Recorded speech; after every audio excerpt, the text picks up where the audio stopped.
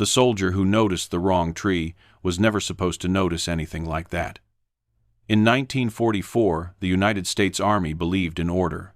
Men were sorted into clear categories: riflemen, machine gunners, artillery observers, intelligence officers, trained snipers. If a skill mattered, it had a name, a manual, and a place in doctrine. This man had none of that. On paper, he was just another infantryman standing in a frozen foxhole, holding a standard rifle with iron sights, doing exactly what everyone else around him was doing. No college education, no formal reconnaissance training, no optics, no authority to question what aircraft maps and trained officers had already failed to find. Yet outside Bastogne, the one skill that mattered most was something the Army had never taught him. He learned it long before the war in a place where missing small details had consequences. He grew up in a narrow valley where winters were long, food was limited, and ammunition was not something you wasted. Hunting was not a pastime there. It was survival. You paid attention because you had to. You learned the difference between a branch that had always bent that way and one that bent because something had just moved. You learned how shadows behaved at certain hours. You learned to judge distance without tools because tools cost money. Wind, light, and movement were not separate ideas. They blended together, and if you could not read them as one, you went home empty-handed. By the time he put on a uniform, his brain was already trained to do something the military could not teach quickly. He could memorize terrain so completely that change felt obvious rather than subtle. When the Army gave him a rifle, it did not turn him into something new. It simply placed him in a different version of the same problem. Most soldiers were trained to look for enemies. He had learned to look for mistakes. In combat, that difference mattered. On earlier battlefields, where vegetation concealed machine guns and ambush positions, he noticed something others missed. You rarely saw the weapon itself. What gave it away was imbalance, a texture that did not match, a symmetry nature usually avoided, darkness that was too even, stillness where there should have been variation. Other men searched for guns. He searched for contradictions. So, when winter locked the Ardennes in ice, and easy company dug into frozen earth, he did not stare at the tree line, hoping to see movement. He studied it the same way he had studied forests as a boy. Slowly, repeatedly, tree by tree, gap by gap, shadow by shadow. Not because he expected something new to appear, but because he expected something to change. Day after day, the forest looked identical. To everyone else, it was scenery. To him, it became a record his mind quietly stored. That was why, when one shape appeared where nothing had been the day before, he noticed immediately, not as a weapon but as an error. From 1,600 meters away, the tree line north of the American foxholes looked calm. Snow on the ground, pines, standing still, no sound, no flash, no movement. Most men thought the forest was frozen in time. He thought it was wrong. The issue was not that something new existed. It was that something existed where nothing was supposed to change. He had not used binoculars not because he lacked them, but because he did not need them. Magnification showed detail. Memory revealed change. Change was the only thing that mattered. Each morning he ran the same inventory in his head. Spacing of trunks, angles of branches, gaps where snow settled.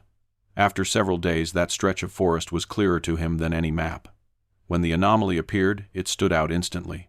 Shorter than the surrounding pines, too symmetrical, too clean, and sitting in a spot that had been empty the day before. Trees do not grow overnight. He did not fire. He did not raise his rifle. He did not shout. He waited. Nothing moved. No wind disturbance, no wildlife reaction. The shape stayed perfectly still as if it had been placed there. That stillness confirmed what his instincts already knew. This was not camouflage meant to fool the eye. It was camouflage meant to blend into expectation. He called over a senior non-commissioned officer and pointed it out. Through binoculars, it looked natural. Bark, snow, covered branches, everything you would expect. Except it had not been there. The decision that followed mattered more than the observation itself. Trusting one soldier's memory meant questioning days of reconnaissance aircraft reports, intelligence briefings, and careful observation by trained men. But it also meant accepting a simple truth. If the forest had changed, something caused it. Coordinates were passed. Artillery was alerted. Guns were laid quietly. Then the forest exploded. Shells tore through the tree-lined snow and wood flew, and moments later came the unmistakable sound of secondary detonations, ammunition cooking off. When the smoke cleared, the shape was gone. What remained was twisted metal, shattered timbers, and the wreckage of a German 88mm gun positioned for direct fire. It had been moved under cover of darkness, camouflaged perfectly and ready to fire. Had it opened up at dawn, it would have torn through the American line at point-blank range. Foxholes would have meant nothing. That morning, one mistake in the forest prevented a massacre that had not yet begun. The irony was unavoidable. The gun crew had followed doctrine. Timing was right, camouflage was correct. They were beaten not by superior weapons, but by a man who noticed that one tree did not belong. That raised an uncomfortable question. If one untrained rifleman could see what the system missed, how many other dangers went unnoticed simply because no one was looking the right way? What happened outside Bastogne was not an exception. It was the clearest example of a pattern that had already appeared months earlier. Long before winter froze, the Ardennes, the same way of seeing, had surfaced in a very different place. Normandy. There, the problem was not distance, but proximity. The hedgerows turned roads into traps. Stone walls, tangled roots, thick vegetation cut visibility down to a few dozen meters. German machine gun crews fired briefly, killed men, and relocated before artillery could respond. Soldiers were dying without ever seeing who shot them. Most men reacted by scanning harder, more binoculars, more suspicion. Every bush looked dangerous. He did something else. He stopped looking for weapons and started studying the hedgerows themselves. After days in the same terrain, he learned their texture. Where branches sagged naturally, where stones gathered moss, where gaps filled unevenly. The landscape developed a baseline in his mind. So when gunfire erupted from a position no one could identify, he did not search for muzzle flash. He searched for imbalance. One section looked darker than the rest, not because of shadow, but because it was too uniform, too deliberate. He fired without confirmation. To everyone else, it looked like blind shooting into vegetation. Then the gun stopped. When the unit advanced, they found a machine gun position hidden behind branches arranged to look natural. 2 enemy soldiers lay dead. Asked how he had seen it, he gave an answer that confused his officers. He said he had not seen the gun. He had seen where the hedge was wrong. That answer stayed with them because it kept working. Later in villages instead of forests, the same logic applied. Buildings replaced trees, windows replaced branches, shadows replaced gaps in foliage. Where others scanned for faces, he watched shadows. One window at Foy was wrong. Too dark, too still. Then, a faint flicker of light inside. He stepped into the open street, drew fire, dropped to one knee, and fired once. No correction, no second shot. Moments later, a helmet fell from the window. The sniper was dead. He had not outshot the enemy. He had out-observed him. The rifle was only the last step. The real work had already been done. After the war, no one asked him to explain how his mind worked. Not officially, not seriously. The army demobilized millions of men and moved on to the next conflict, the next doctrine, the next technology that promised to prevent surprise. Radar, early warning systems, satellites. Every generation believed it had finally solved the problem of not seeing danger in time. Every generation learned that danger did not always announce itself in ways machines were built to detect. What made his story uncomfortable was not that it was extraordinary. It was that it was inconvenient. His ability did not fit into charts, procurement plans, or training pipelines. It could not be issued, standardized, or scaled. On patience, long periods of watching without acting, memorizing without recording, trusting memory over instruments. In a culture that valued speed data and immediate feedback, his way of seeing looked inefficient, but that inefficiency saved lives. Those who served with him understood something others did not. His effectiveness came from restraint, from waiting longer than most men were comfortable waiting, from refusing to label uncertainty as safety. Stillness did not mean absence. It meant concealment until proven otherwise.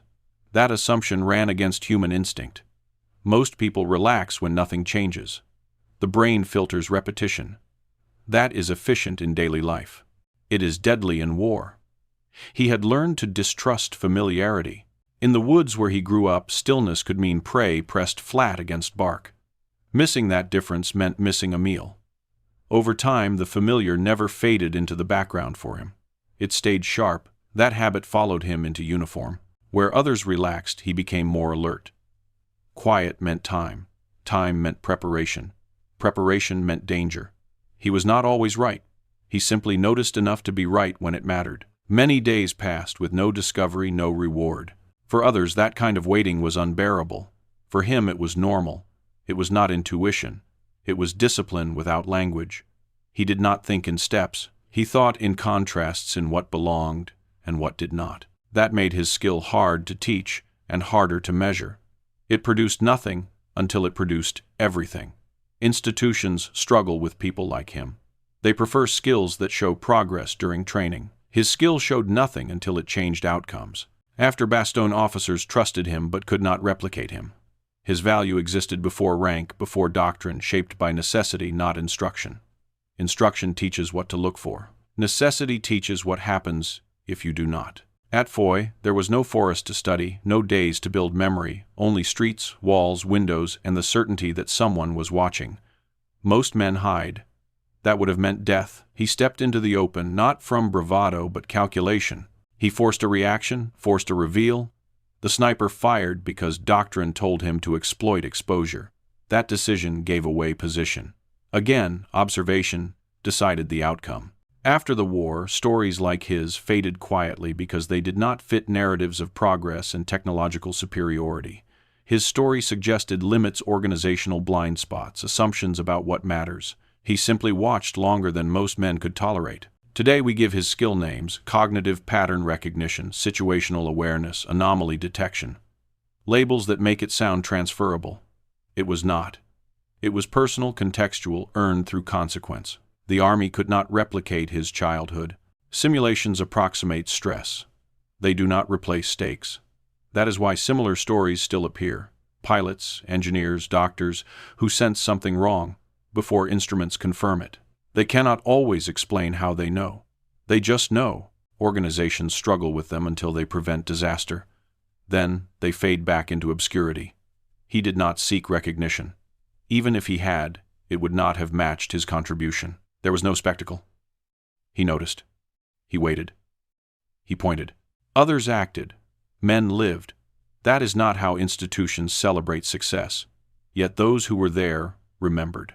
They remembered the calm certainty with which he spoke, the absence of argument, the trust in memory earned long before the war. His story is not about one man beating a system. It is about a system unknowingly relying on skills it never acknowledged. The forest did not reveal the gun because camouflage failed. It revealed it because someone knew what the forest was supposed to look like. That distinction matters beyond war. Danger often arrives, disguised as normality, a process, a signal, a pattern that almost fits expectation. Most people ignore it. Those who notice are dismissed until it is too late. He noticed early. Because of that, one morning passed quietly when it should not have. No shells fell. No men were cut down crossing open ground. No letters were written explaining why someone would not be coming home. History rarely records those absences. But they matter, and they are why this story endures. As a legend, but as a reminder that attention trained under real consequence remains one of the most powerful forces on any battlefield, and perhaps the most overlooked. As the years passed, what lingered from his experience was not the memory of combat but the habit of watching. Even in civilian life, those who knew him noticed it. He paid attention to things other people passed without thought. A machine that sounded slightly off. A process that took a little longer than it should have. A routine that no longer matched yesterday's routine. He rarely spoke first. He listened. When he did say something, it was often short and difficult to dismiss. The same pattern that had once revealed a gun hidden in a forest now revealed problems long before they became obvious to anyone else. This was not a gift that turned off when the war ended. It stayed with him because it had never belonged to the war in the first place. It belonged to how his mind had been trained to treat the world. Attention was not something he turned on when danger appeared. It was the default state. That is why his experience offers something more unsettling than a battlefield lesson. It suggests that attention is not a reaction, it is a posture. And postures, once learned under real consequence, do not easily fade.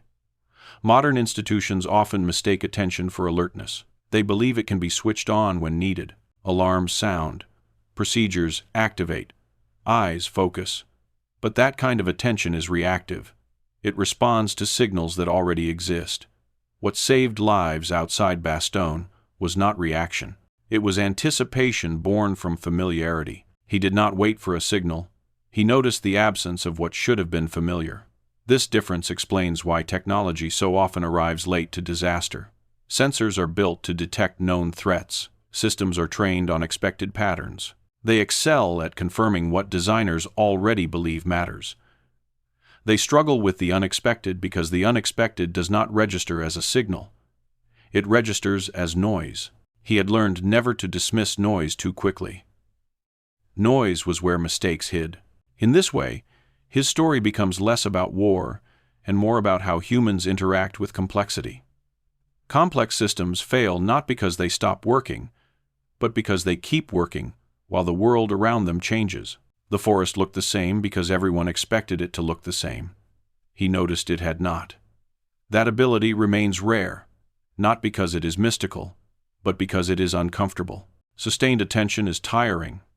Watching without acting creates anxiety. Most people relieve that anxiety by convincing themselves that nothing is wrong. He had learned to live with it. That tolerance for uncertainty was forged early, when guessing carried real cost. In environments where error is punished gently, attention dulls. In environments where error is punished harshly, attention sharpens. This is why his skill cannot be mass-produced. It requires stakes that institutions are unwilling, and often unable, to recreate. Training seeks safety. His learning came from risk. That distinction matters more than doctrine admits. After the war, as militaries around the world studied lessons learned, few paused to consider the quiet ones. Reports focused on weapons systems, logistics, command decisions. They rarely documented the moments where catastrophe did not happen because someone noticed something small. Absence is difficult to analyze. It leaves no wreckage, no crater, no casualty list. But absence is often the most valuable outcome. The forest that did not erupt at dawn became just another morning. Nothing happened. That is why it vanished from official memory. But for the men who would have crossed open ground that day, nothing happening was everything. This imbalance between lived experience and recorded history explains why stories like his survive mainly through those who were there. They remember because their bodies remember. They remember the cold, the waiting, the quiet certainty that followed his observation. Long after reports were filed and archives closed, those memories remained sharper than any official account. In later conflicts, similar patterns repeated under different names. A pilot aborts a mission because something feels off. An engineer halts a process because a vibration sounds wrong. It delays a procedure because a patient's posture does not match their vitals. In each case, the decision is questioned. Procedures are cited, data is demanded, and sometimes the decision is proven right only because disaster never occurs. When that happens, institutions often fail to reward the choice. They reward compliance. They reward action. They reward visible outcomes. Quiet prevention leaves no proof. He lived his entire life in that space. Effective, uncelebrated, difficult to categorize. That is why his story resonates beyond war. It speaks to a universal tension between systems and individuals. Systems crave predictability. Individuals perceive nuance. Systems demand justification. Individuals act on recognition. When the two align, progress happens. When they diverge, survival often depends on whether someone is willing to trust what cannot yet be proven. He was trusted because results had accumulated, but trust came slowly. It always does. The cost of ignoring him would have been measured in bodies. The cost of trusting him was only uncertainty. That trade is one institutions resist until forced. His experience shows that some of the most valuable skills appear useless until the exact moment they are needed. Before that moment, they look like overthinking. After that moment, they look like foresight. The difference lies in timing, not ability. He did not change who he was when war arrived. War simply revealed what had already been there.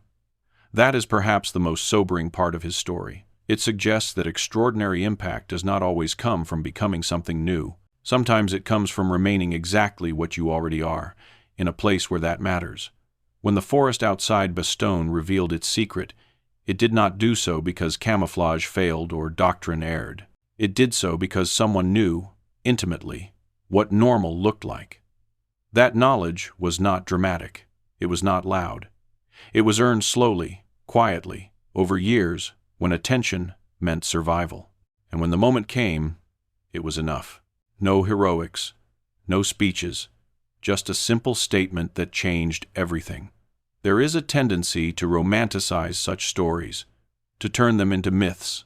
That misses the point. He was not special because he was rare. He was rare because the conditions that produced him are rare, and because modern life works hard to remove those conditions. Convenience dulls attention. Abundance reduces consequence. Systems absorb responsibility. In doing so, they also absorb awareness. His life reminds us that attention is not automatic. It is trained, and when it is trained under consequence, it becomes one of the most decisive forces available to any human being. That truth remains uncomfortable. It challenges the belief that progress alone keeps us safe. It suggests that no matter how advanced our tools become, someone still needs to notice when something does not belong. And if no one is trained to do that, then all the technology in the world will only confirm what we already expect to see.